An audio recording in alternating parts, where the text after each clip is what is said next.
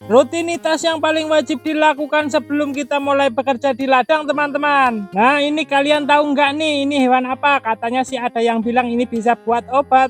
Halo teman-teman, nah seperti biasanya teman-teman, kegiatan hari ini aku mau ke ladang lagi. Nah, jadi sebelum ke ladang itu ada kegiatan yang rutin dan harus dilakukan oleh para petani di sini, teman-teman. Nah, pengen tahu kira-kira apa? Simak terus video ini sampai selesai ya teman-teman. Karena untuk ladang kali ini itu dekat rumah, jadi aku nggak bawa motor seperti biasanya. Nah, ini aku cukup jalan kaki saja teman-teman.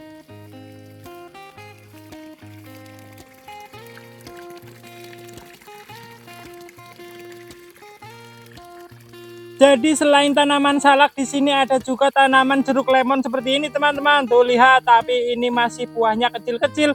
Oh ya teman-teman, jadi ini kemarin itu untuk buah jeruk lemonnya juga habis dipanen. Selain jeruk lemon di sini juga ada tebu wulung teman-teman. Nah, jadi tebu wulung ini biasanya ada juga yang menggunakan di acara-acara tertentu, yaitu seperti acara pernikahan.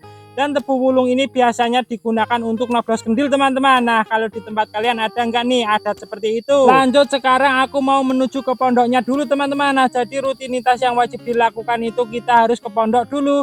Nah, ini sebelum ke pondok ada juga tanaman cipir teman-teman. Nah, jadi ini sayur cipir itu sangat enak kalau kita masak itu pakai cabai, apalagi dikasih terasi, rasanya mantap sekali teman-teman.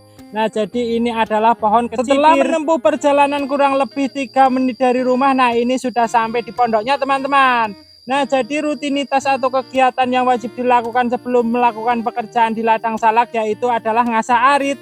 Nah, ngasah arit itu tujuannya agar arit kita tetap bisa tajam dan tetap bisa digunakan dengan baik teman-teman. Rutinitas seperti ini biasanya dilakukan oleh para petani salak yang ada di kampungku. Untuk alat asahnya sendiri itu khusus ya teman-teman, dan ini namanya kalau di sini bungkal. Nah, jadi bungkal ini adalah batu yang kita temukan di sungai atau kita juga bisa beli teman-teman. Nah, untuk tingkat kehalusan bungkal itu sangat berpengaruh untuk ketajaman arit kita ya teman-teman. Jangan lupa kita gosok kanan kiri ya teman-teman. Nah, ini kita kasih air juga. Setelah aritnya dirasa tajam, nah saatnya kita tes dulu teman-teman. Nah, ini kita tes untuk menyisir pisang. Tuh, lihat teman-teman, ini sudah kelihatan tajam dan sudah siap digunakan. Nah, di sini aku melihat ada sarang tembukur juga teman-teman.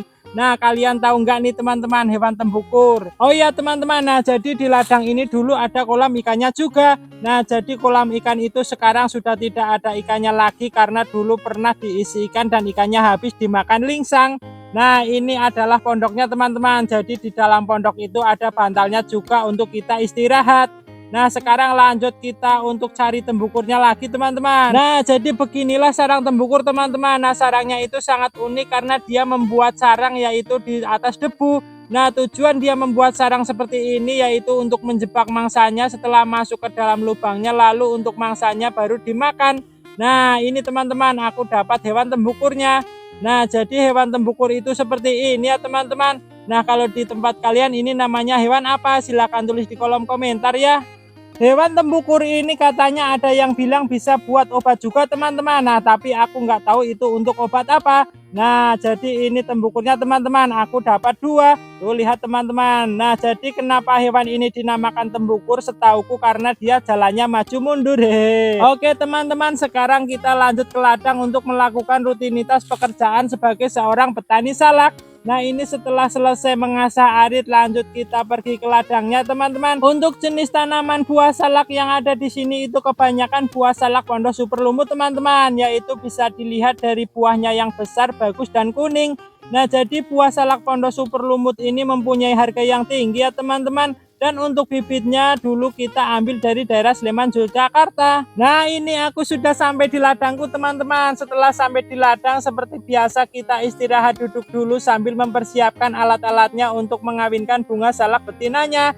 Nah, jadi beginilah rutinitasku setiap hari teman-teman, yaitu pergi ke ladang untuk mengecek tanaman buah salak kita dan mengawinkan bunganya. Nah, ini kita siapkan dulu untuk bunga jantannya ya teman-teman. Jadi proses pengawinan bunga salak itu harus dilakukan secara rutin 2 hari sekali ya teman-teman. Nah, mungkin dari kalian ada juga nih yang belum tahu apa sih fungsi dari mengawinkan bunga salak betinanya. Nah, jadi untuk pengawinan bunga salak betina itu agar nanti buahnya itu menjadi lebat dan bagus teman-teman. Proses pengawinan pada bunga salak betina seperti ini sudah sejak dulu dilakukan oleh para petani salak di kampungku ya teman-teman. Karena itu sudah dibuktikan dengan hasil buahnya yang bagus dan lebat. Nah, sambil istirahat sebentar aku mau mempersiapkan untuk alat-alat kontenku teman-teman. Nah, jadi ini adalah mic yang biasa aku pakai untuk membuat video. Dan biasanya untuk mic-nya itu aku taruh di topi seperti ini teman-teman. Nah, tujuan aku memakai mic ini agar untuk suaranya itu jelas dan jernih. Setelah semua persiapan sudah selesai, saatnya kita lakukan rutinitas pekerjaan kita sebagai seorang petani salak teman-teman, yaitu mengawinkan bunga salak betina dan membuang pelepah. Nah, pertama-tama kita keliling ladangnya dulu ya teman-teman untuk mencari bunga betinanya yang sudah mekar.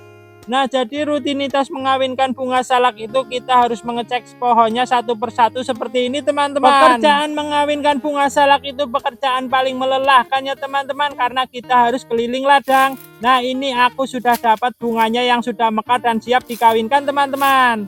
Nah, jadi untuk mengawinkannya kita harus memilih bunga betinanya yang sudah mekar ya. Dan ini aku menyisir durinya dulu. Nah, seperti biasa untuk proses pengawinannya kita buang serabutnya seperti ini, dan habis serabutnya dibuang bersih lalu kita taburkan untuk serbuk bunga jantannya. Jadi beginilah proses penyerbukan atau pengawinan pada bunga salak betina ya teman-teman. Nah, ini kita keliling lagi dan kita cari lagi untuk bunganya yang sudah mekar. Nah, contohnya seperti ini teman-teman. Ini aku dapat bunga salak betina yang sudah mekar lagi.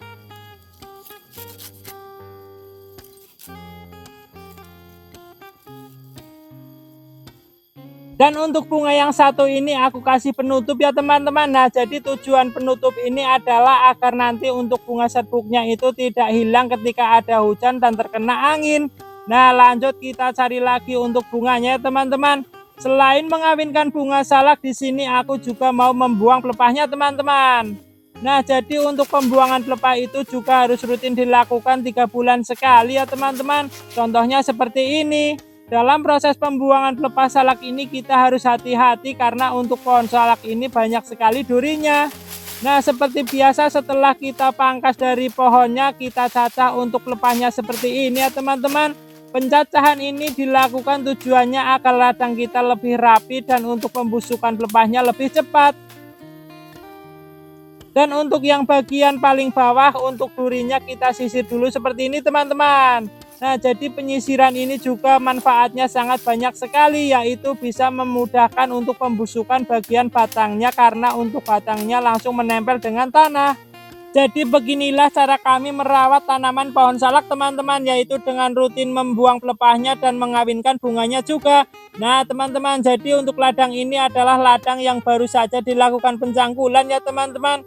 Dan untuk pencangkulan itu paling bagus dilakukan dalam 1 tahun 2 kali. Nah, karena ini habis dilakukan pencangkulan, jadi untuk ladangnya kelihatan sangat bersih dan rapi kan teman-teman.